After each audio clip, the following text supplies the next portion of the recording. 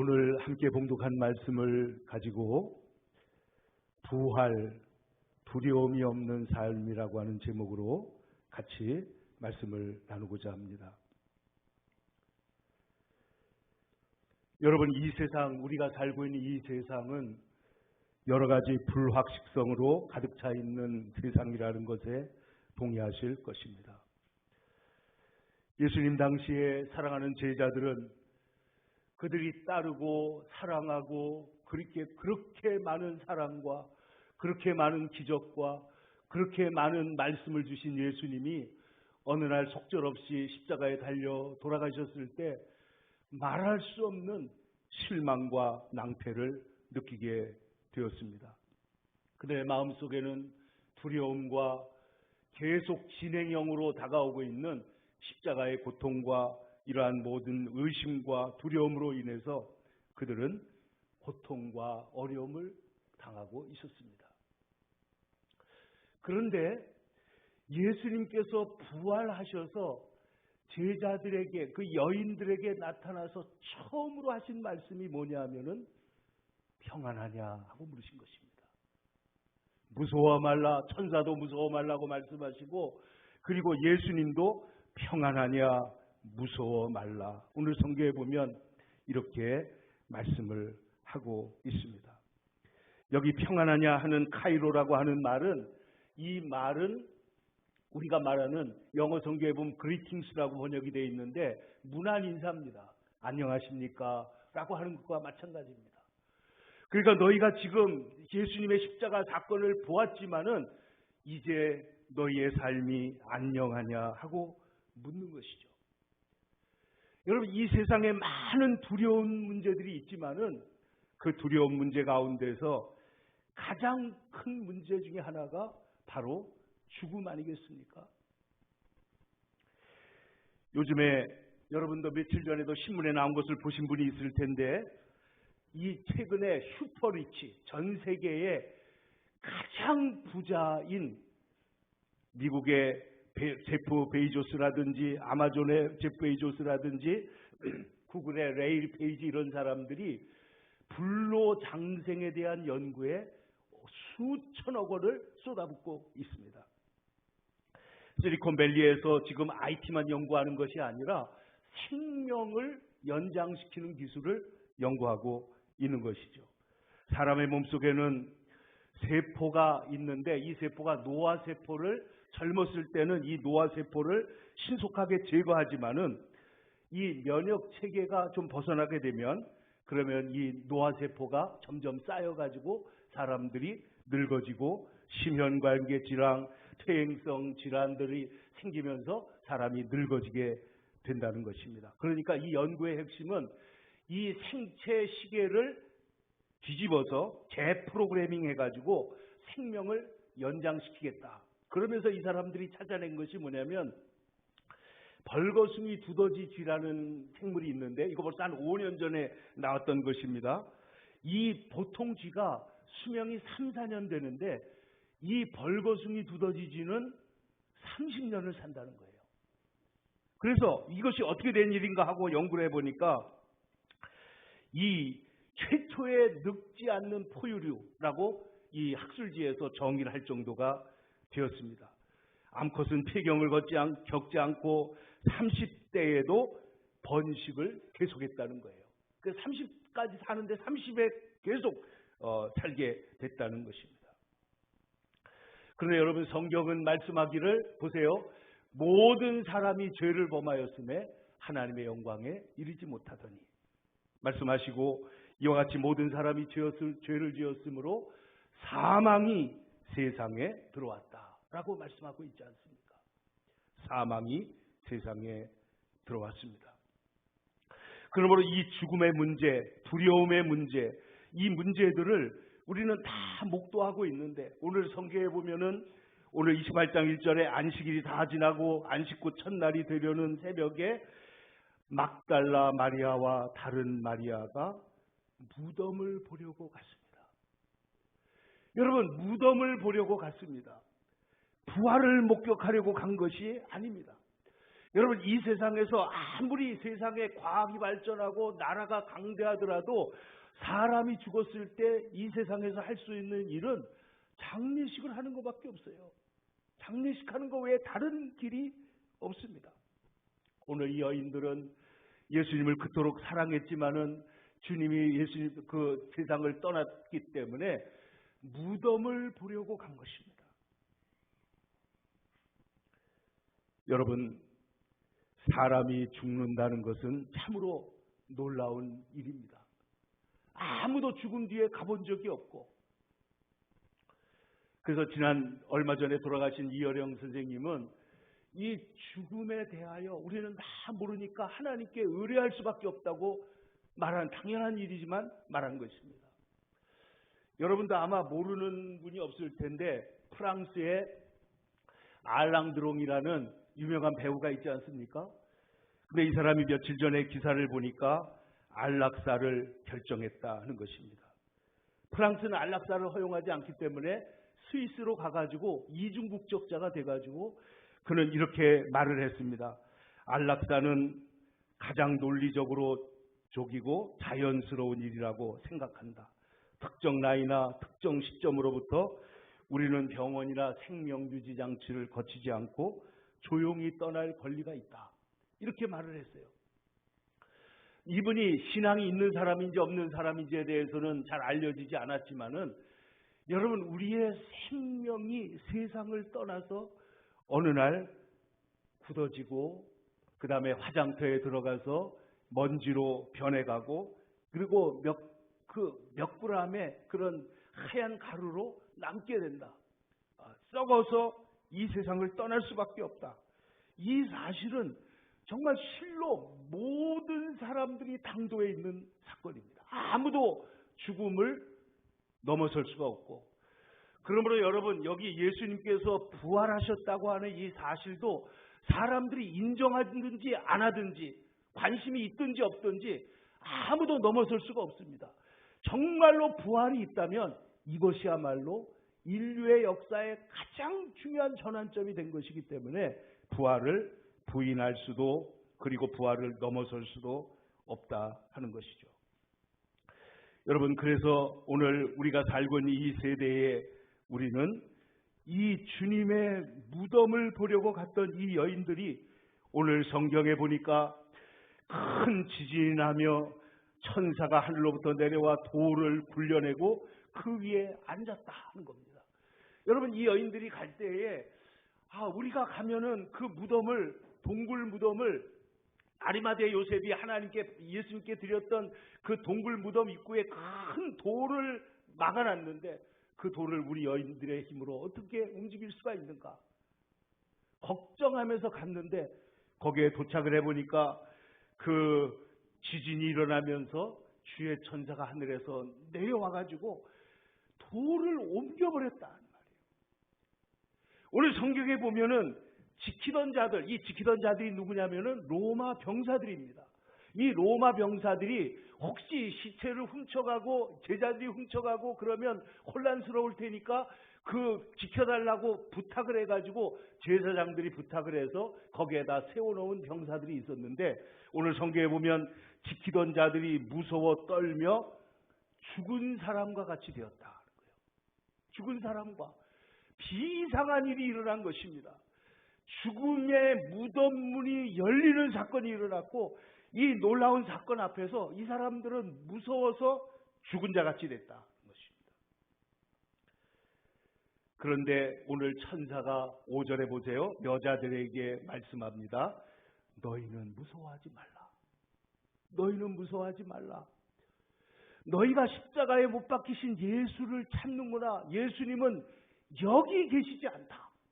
여기 계시지 않고 그에 와서 그가 누우셨던 것을 봐라. 이렇게 말씀했단 말이죠. 여러분, 오늘 주님께서 오늘 성경에 보면 6절을 다시 한번 보겠습니다. 같이 한번 읽겠습니다. 시작. 그가 여기 계시지 않고 그 다음 뭐라고 그랬어요? 그가 말씀하시던 대로 살아나셨느니라. 예수님이 부활에 대해서 어떻게 했다고요? 여러 번 말씀하셨다는 거예요.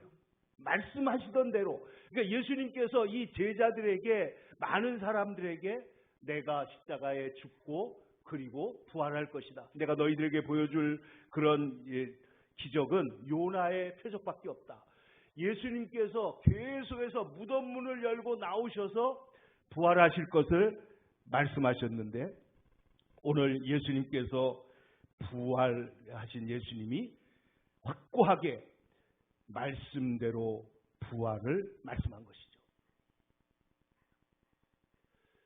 여러분, 그 밑에를 내려가 보면 기가 막힌 얘기가 나옵니다. 여러분 한번 찾아보겠습니다. 여기에 보면 12절을 보겠습니다. 12절 같이 한번 보시죠. 그들이 장로들과 함께 모여 의논하고 군인들에게 어떻게 했다고요? 돈을 많이 주며 이르되 너희는 말하기를 그의 제자들이 밤에 와서 우리가 잘 때에 그를 도둑질하여 갔다 하라. 그리고 만약에 총독이 너희들 경비를 어떻게 섰느냐, 잣단이 말이 되느냐, 그러면 우리가 너희들 다치지 않게 얘기를 잘 해줄 테니까 이렇게 하라고 하면서 어떻게 했다고요? 돈을 많이 주었습니다. 이 말은 오늘날 표현으로 하면 가짜 뉴스를 만들어서 퍼뜨린 것입니다. 여러분, 얼마 전에 며칠 전에 러시아의 그 순양함인가 134m 그 거대한 배가 침몰을 해버렸습니다. 그래서 이 배가 파손이 돼서 침몰하자 러시아 국방부는 흑해함대의 기함인 모스크바 함이 예인 중에 거친 파도에 의해서 침몰했다, 처음에 이렇게 말했다가 그 다음에는 그 약에 있는 화약이 터져가지고 침몰했다 그랬는데, 우크라이나에서는 뭐라고 그러냐면 우리가 거기에 미사일을 쏴가지고 그거 폭격시킨 것입니다 라고 말하는 거예요. 무엇이 진실인지 우리가 알 수가 없습니다. 그런데 미국이 이렇게 말을 했습니다. 미국이 이것은 미사일에 의하여 그 공격에 의하여 침몰한 것으로 보인다, 그렇게 말하는 거예요. 여러분, 지금 예수님의 무덤 문이 열리고 예수님의 시체가 사라졌습니다. 그리고 이 지금 병사들, 그 예수님을 십자가에 죽이려고 했던 사람들은 돈을 많이 주고 이 사실을 막으려고 하고 있다는 거죠. 여러분 한번 생각을 해보세요.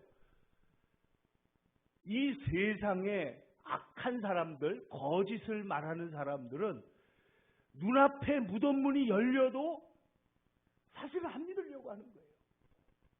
그러니까 이 사람이 믿게 되는 거, 우리가 더군다나 이 부활이라고 하는 것은 유일회적인 사건이요, 성경은 말하기는 부활의 첫 열매이기 때문에 우리는 다 부활의 그 다음 열매들로 그 부활에 참여하게 되는데, 예수님이 부활의 첫 열매가 되시기 때문에 이것은 과학적이기도 하지만은 신앙적 사건이에요.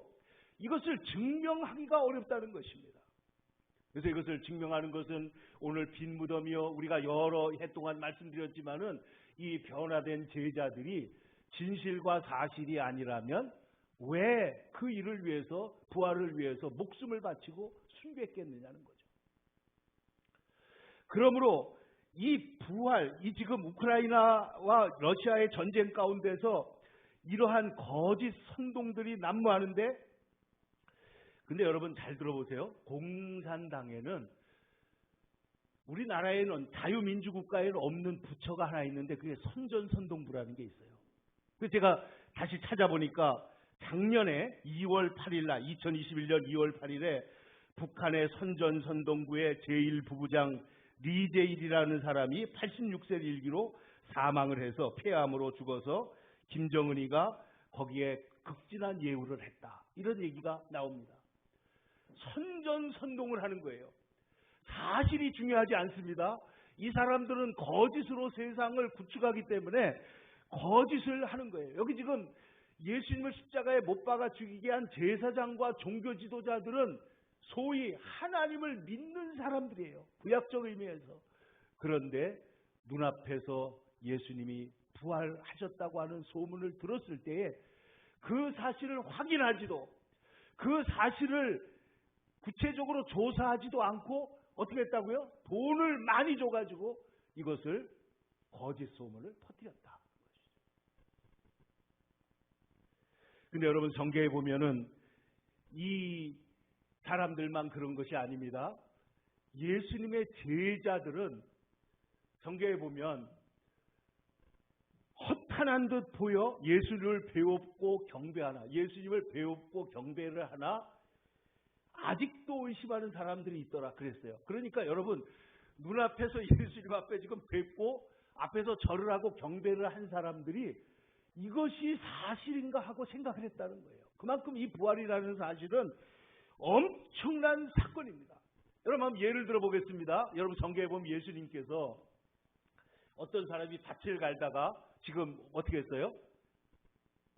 밭을 갈다가 뭐가 딱 하고 부딪혀가지고 보니까 거기에 보물 상자가 나왔습니다. 만약에 이걸 캐다가 내가 그냥 가지고 가면 그 밭주인이 소유권을 주장할 수 있지 않습니까? 그러니까 이 사람이 그 사실을 알게 되고 나서는 자기 집에 와가지고 모든 가사, 모든 팔 수 있는 걸 다 팝니다. 다 팔아가지고 이 밭을 샀다는 거예요. 그런데 여러분 제가 궁금한 것이 있습니다. 이 사람이 그 부인에게 가서 밭에 보물이 보세요. 이 남편이 와가지고 갑자기 이것저것 다 팔면 부인이 뭐라고 그러겠어요? 남편 보고 미쳤다고 그러지 않겠어요? 그래서 여러분 제가 생각해봤어요. 여러분 그 남편이 내가 밭에 가니까 이런 게 있더라라고 말을 했을 때 부인이 바로 믿었을까? 무슨 소리냐, 내가 가서 한번 봐야지 그러고 가서 확인을 했을까? 어쨌든 이 부부가 동의를 해가지고 그 안에 있는 걸 다 파는 거예요. 다른 사람들이 볼 때는 그 행동이 이해가 안 가지만은 이분들은 이건 뭐에 근거하고 있어요? 증거와 사실과 믿음의 근거에서 행동하고 있는 것입니다. 그러니까 이 지금 예수님의 부활을 목격한 사람들은 이 사실이, 역사적인 사실이 어떻게 해서 자기의 것이 되느냐? 믿어야 내 것이 되는 거예요. 그래서 성경에 보면 믿으면 하나님의 영광을 보리라는 거예요. 하나님의 영광을 보면 믿게 된다는 것이 아닙니다. 성경은 언제나 말하기를 믿음이 하나님의 세계를 보는 관문 같은 것입니다. 믿어야 보입니다. 그런데 우리는 인간은 근본적으로 불신하는 체질을 갖고 있는데 우리가 어떻게 믿게 되느냐? 바로 이것이 성령의 역사라는 거죠. 믿게 하시는 겁니다. 그래서 여러분 오늘날 우리가 주님의 십자가의 부활 사건이 우리에게 역사적 사건으로 다가오기 위해서는 오늘 예수님께서 말씀대로 오늘 주께서 말씀하신 대로 그가 말씀하시던 대로 살아나셨느니라. 그러니까 이 사건은 우연한 것이 아니라 하나님의 이 계획 속에서, 하나님의 역사 속에서 일어났다 하는 것이죠. 여러분, 이 성경의 근거 가운데 이 성경의 말씀보다 더 큰 그런 증거는 없습니다.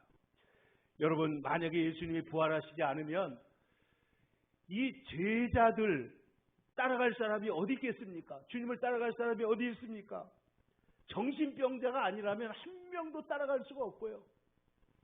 그래서 이 부활 사건이 제자들에게 믿어진 것. 여러분, 신학자들, 우리는 지금 예수님의 부활로부터 거의 2000년 동안 역사가 흘러온 다음에 우리가 살고 있잖아요. 그래서 많은 사람들이 예수님의 부활을 말하고 증거하고 하지만은 사실은 부활은 증거를 가지고 있다기보다는 증인을 갖고 있는 거예요. 증인. 그 증인을, 그 말씀을 전한 사람들의 신실함을 우리가 오늘도 믿고 있는 것입니다. 여러분, 우리가 이 세상에서 어떤 말할 수 없는 기적을 보았을 때 그것을 사람들에게 믿게 하려고 할 때에 결국은 그 신뢰하는 사람에게서 들어야 하는 것이죠. 불트만이라고 하는 그런 자유주의 신학자는 부활 신앙들이 모여서 부활 사건이 됐다. 그러니까 믿고 싶으니까 사건을 만들었다. 극단적으로 말하면 그런 겁니다. 그런데 여기에 대해서 칼발트는 말하기를 믿음으로 부활이 이루어진 것이 아니라 부활 사건이 있어서 거기에서 부활신앙이 생긴 것이다. 여러분, 이 부활을, 제자들이 부활을 목격하기 전에 그들이 부활을 믿고 싶었습니까? 믿을 수 있는 상태가 됐습니까? 그들은 다 무서워하고 두려워하고 떨고, 그리고 엠마오로 낙심해서 내려가고, 그리고 예수님의 심지어는 부활을 목격했을 때에도 두려워하여 문들을 다 닫았다는 거예요. 그런데 예수님께서 그 닫힌 문 안으로 호련히 들어오셔서 평안하냐 하고 물으시는 거예요. 그러니까 이 부활에는 너무나 놀라운 일이 있는데, 이 부활이 부활 사건이 되기 위해서는 그 부활 사건을 말씀하신 예수님이 얼마나 신실하시고 선하시고, 그리고 그분이 다시 부활하셔서 제자들을 통해서 오늘날까지 이 교회를 통해서 증언하신 이 부활이 확고한 것인가 하는 것을 믿어야 된다는 것이죠. 여러분, 신비롭다. 신비라는 것은 사실입니까? 사실이 아닙니까? 여러분, 이 신비가 실체를 갖고 있을 때에는 우리의 지식이 거기에 미치지 못할 뿐이지 신비가 사실입니다. 이 부활은 역사상 가장 위대한 신비인데, 이 신비가 우리의 인식으로 이해되지도 않고 우리의 오늘날의 삶에서 우리의 손으로 만질 수 없다 할지라도, 그러나 이 사실을 우리가 하나님의 말씀과 오늘날까지 다가오는 교회와 오늘날 다가오는 이 모든 신실한 증거들을 볼 때 이것은 분명한 사실이다라고 믿을 수밖에 없고, 믿어지는 역사, 그 믿음 안에서 여러분 우리의 삶에 위대하고 놀라운 변화가 일어날 줄로 믿습니다. 여러분, 옛날에 미국에서 2명의 군인이 열차를 타고 지나가고 있었습니다. 그러면서 한 사람은 연대장이고 한 사람은 장군인데, 이 사람 둘이서 얘기하기를, 우리가 아무리 생각해도 이 성경을 말하는 사람들 부활이라고 얘기하는 게 너무 신화적이지 않느냐. 그러니까 예수님은 분명히 훌륭한 사람인 것은 분명한데, 예수님이 훌륭한 데 비해서 자꾸만 기적만 얘기하는 거는 이거 잘못 알리는 것 같으니까, 우리가 이제 퇴역도 하고 하니까 연구해가지고 예수님의 높은 휴머니티, 인간성을 강조하는 책을 쓰자. 이래가지고 연구를 하기 시작을 했습니다. 그 성경을 연구하고 주변 자료들을 연구하고 많은 것들을 연구해가지고 쓰는데, 그가 쓴 책이 뭐냐면 여러분도 잘 아시는 유명한 벤허라고 하는 책입니다. 벤허. 그는 예수님이 인간적으로는 훌륭하지만은 신성을 가졌거나 부활했다고 하는 사실에 대해서는 믿지 않고자 한 사람인데, 증거를 조사할수록, 성경을 볼수록, 모든 것을 연구할수록 이 부활은 사실일 수밖에 없다. 그래서 그가 벤허, 예수 그리스도에 대한 설화, 이런 제목의 소설을 썼고, 이것이 여러분 아는 대로 영화로 만들어져서 역사상 가장 위대한 영화 중에 하나가 된 것입니다. 여러분, 이 부활이라고 하는 것은 정말 사실로 믿고 연구하는 사람들에게 이 부활이 우리에게 증거를 나타내는데, 이제 오늘 예수님께서는 오늘 성경 한번 보겠습니다. 오늘 성경을 보시면 8절을 다 같이 한번 읽겠습니다. 시작. 그 여자들이 무서움과 큰 기쁨으로 빨리 무덤을 떠나 제자들에게 알리려고 다름질할세. 여기 무서움과 큰 기쁨이라고 하는 전혀 상반된 두 가지 감정을 같이 얘기하고 있는 거예요. 그러니까 여러분 보세요. 이 제자들이, 이 여인들이 무덤을 보려고 갔습니다.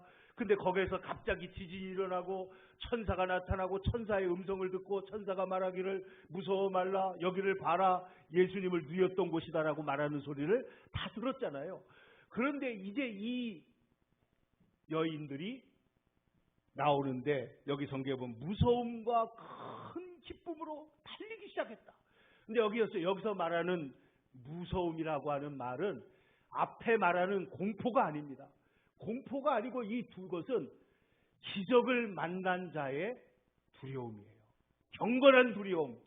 경건한 두려움, 하나님의 진리 앞에서, 하나님의 엄청난 사실 앞에서, 부활이라고 하는 어마어마한 역사 앞에서, 여러분 우리가 나이아가라 폭포 앞에만 가서 서도 그 대자연의 장관 앞에 마음이 경건해지잖아요.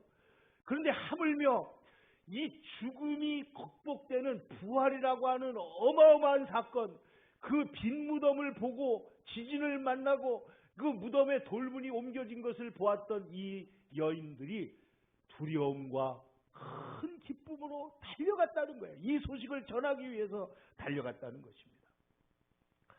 그런데 무덤에서 만나지 못했던 예수님이 그 여인들 앞에 나타나십니다. 오늘 8절을 보세요. 예수께서 그들을 만나 이르시되 평안하냐 하고 물으셨어요. 그러니까 예수님이 부활하시고 나서 처음으로 하신 말씀이 뭐예요? 평안하냐. 여자들이 나아가 그 발을 붙잡고 경배하니 이에 예수께서 이르시되 두 번째 하신 말씀이 무서워하지 말라. 부활하신 예수님께서 우리에게 너희는 세상의 죽음이나 불확실성이나 어떤 난리와 난리의 소문이나 어떤 일이 있다 할지라도 무서워하지 마라. 여러분 부활을 알고 부활의 담지자, 이 담지자라는 것은 그 철학과 그 사상을 우리의 마음에 담고 있다는 거예요. 이 부활을 가슴에 품고 사는 사람은 두려워하지 않는다. 여러분 여성들이 임신을 하고 몸에 새 생명을 잉태하게 되면 먹는 거, 말하는 거, 모든 행동하는 거 조심하는 거 아닙니까? 근데 우리는 지금 우리의 몸속에 무엇을 안게 됐어요? 예수 그리스도의 부활을 안게 됐습니다. 부활에 우리는 증인이고 부활의 담지자이고 부활을 우리가 목격한, 부활을 우리의 삶에 가지고 있는 사람으로서 이제는 이 세상에 두려워하는 세상 사람들에게 여러분 위로자가 되고 손을 내밀고 그들과 함께 있는 사람들이 되도록 우리를 부르시는 것입니다. 여러분 우리는 우리 예수님께서 우리에게 진실을 말하는 것을 압니다. 주님은 절대로 거짓말하는 분이 아닙니다. 여러분 우리가 죽음은 그만이다 그러지만은 성경은 말하기를 죽음은 끝이 아니라는 거예요. 그래서 여러분 고린도전서 15장에 보면 이 세상을 보아도 부활의 흔적들이 있다는 거죠.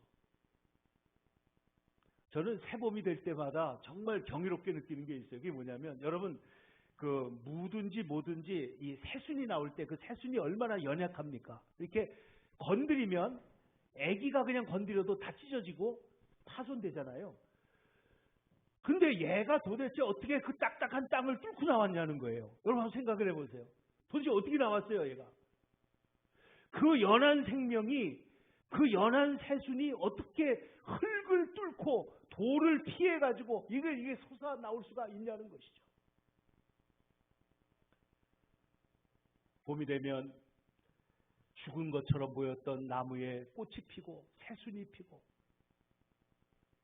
온 세상이 이렇게 아름답게 피어나는 것을 볼 때, 물론 부활은 이것과 근본적으로 다른 것입니다. 그런 것을 볼 때에 우리가 부활절에 계란을 깨서 먹으면서 알 속에서 병아리가 나오듯이 우리의 생명도 나올 거야 라고 우리가 생각은 하지만, 우리 인간의 한계지만은, 그러나 이 예수님이 말하시는 부활은 죽음이 완전히 정복된 것이고 죄가 완전히 소멸된 것이고 그리고 하나님과 함께 영원히 산다는 거예요. 여러분 이 사실이, 부활에 대한 사실이 예수님께서 그래서 우리에게 이 부활 생명 하나님과의 사랑의 관계를 회복하시기 위해서 주님께서 십자가를 치고 죽으시고 그리고 무덤문을 열고 부활하신 것이죠. 여러분 그러므로 부활의 생명을 안고 사는 사람들은 두려움이 없을 뿐만 아니라 하나님께서 우리의 삶에 좋은 계획을 가지고 계시고 우리를 또한 보살펴 주실 것을 믿습니다. 성경이 말하지 않습니까? 아들을 주신 하나님께서 하물며 그 밖에 모든 것을 우리에게 주시지 않겠는가? 우리에게 부활 생명을 주신 주님이 우리를 병든 것에서, 우리의 넘어진 데서, 실망해서, 낙심해서 우리를 일으켜주지 아니하시겠는가. 사랑하는 여러분, 성령 충만한 가운데 제자들이 부활이 나의 신앙 고백이 되고 나서 두려움이 완전히 극복됩니다. 여러분, 세상 가운데서 우리 그리스도인들은 잠잠히 하나님을 사랑을 하고 태연하게 담대하게 하나님을 나라를 바라보는 사람으로 여러분 세상 사람들의 여러분이 길잡이가 되고 인도자가 되고 위로자가 되도록 우리를 부르신 줄로 믿습니다. 놀라운 두려움과 엄청난 행복과 기쁨이 부활 사건의 감정입니다. 여러분 무서워하고 덜덜 떨고 숨어있고 엠마오로 내려가고 닫힌 곳에 문들을 닫고 했던 이 제자들이 이제는 무서움과 큰 기쁨으로 그 기쁨이 압도하고 하나님 앞에 경건한 그런 옷깃을 여미는 마음으로 인생길을 달려간다 하는 것. 이것이 부활의 생명이, 여러분 부활은 우리가 반드시 예수님과 함께 만나게 될 사건입니다. 여러분 우리가 이 세상을 놓고 떠나갈 때에도 부활의 주님을 붙들고 가면 우리가 부활의 날에 주님과 함께 보게 될 것입니다. 그런데 여러분 보세요.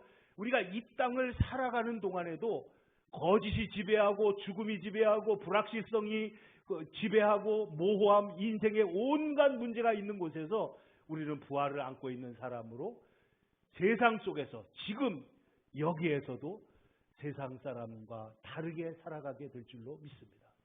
두려움 없이. 그리하여 우리의 불신앙이 깨어지고 예수님께서 말씀하시지 않습니까? 두려워하지 말고 믿기만 해라. 물에 빠져가는 베드로에게 말씀하십니다. 어찌하여 의심하였느냐. 믿음이 적은 자여, 두려워하지 마라. 여러분 다윗은 이렇게 고백한 바가 있습니다. 내가 두려운 날에는 내가 주님을 의지하리이다. 내가 주님을 의지했으므로, 하나님을 의지했으므로 나는 두려움이 없다는 것입니다. 온 세상이 천만이 나를 에워싸 진친다 할지라도 나는 두려워하지 아니하리이다. 혈육을 가진 사람이 어찌하리까? 저희 어머니가 돌아가신 다음에 노트에 보니까 성경을 써놓고 내가 제일 좋아하는 말씀, 그리고 밑줄을 걸었어요. 시편 118편 6절에 하나님은 내 편이시라 내가 두려워하지 아니하리니 사람들이 내게 어찌할까?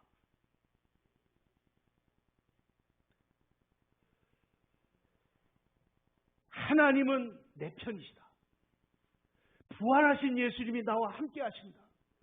그러므로 이사야 선지자는 우리에게 저 유명한 두려워하지 말라는 말씀을 하는데, 여러분 아시는 대로 성경에는 두려워하지 말라라고 하는 말이 365번이나 있다잖아요.